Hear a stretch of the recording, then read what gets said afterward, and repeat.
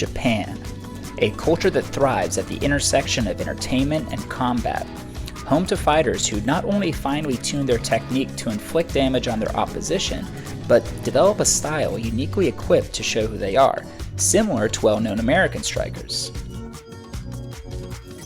For the rest of my life, people are going to label me that.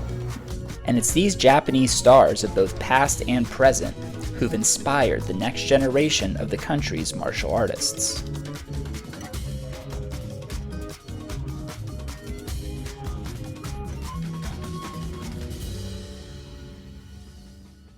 Hello, welcome to Slap City, USA. And in recent years, we've seen Japanese strikers reach the pinnacle of combat sports, with boxing's undisputed super bantamweight champion, Naoya Inoue, being well regarded as boxing's pound-for-pound king. But the monster's accolades are nothing compared to the person we are talking about today, Buu Chin. This amateur kickboxer turned power slapper recently made his debut at Powerslap 17 on the early prelims, which is neither live broadcasted nor attended by any fans. But that didn't stop this lethal striker from making one of the most memorable debuts in the sport's history. So as usual, let's start with his walkout, which he immediately begins with a little face jiggle right at the camera. And as previously mentioned, the commentary team suggests that Buu Chin has an extensive kickboxing background, which I'd usually be inclined to believe. However, Buu Chin has a strong reaction to putting his mouthpiece in, which certainly raises some questions. But honestly, nothing too concerning. I'm sure that's just a one-off. Kickboxing heavyweight champion over in Japan. So I'm officially intrigued. So let's listen to the commentary team to see if they have anything to add about this mysterious figure. But he's a bit of a character. He told us that he was in a 50-on-50 street fight one time. A gang versus another gang. He had a metal pipe and he took out 8 people.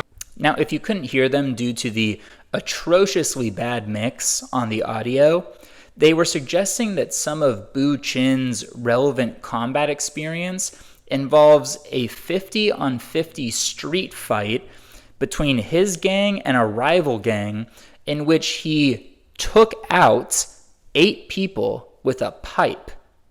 And then they try to segue out of that likely incriminating story by referencing the whole gagging on the mouthpiece thing, but they don't really do a convincing job of explaining what's going on. So if you've ever been fitted for a mouth guard, this is part of the process. Yeah, see, that's not true at all. No one has ever seen anything like this. Buu Chin is a uniquely bizarre man. However, I think I understand what's going on here. For Buu Chin, this is the fight.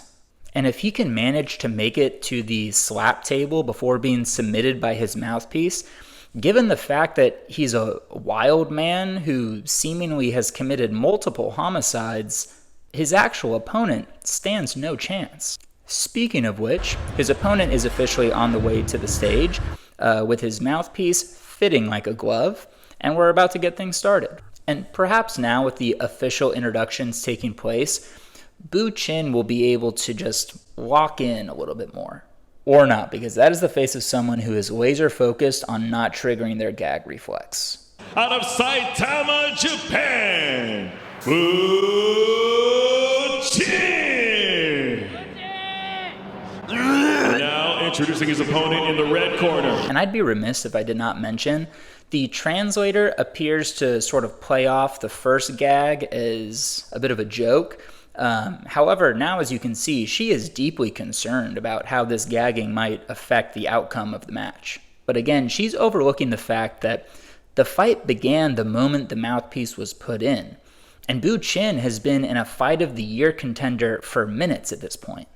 And while Buu Chin is there fighting for his life, his opponent clearly sees this from across the stage and is noticeably holding back laughter.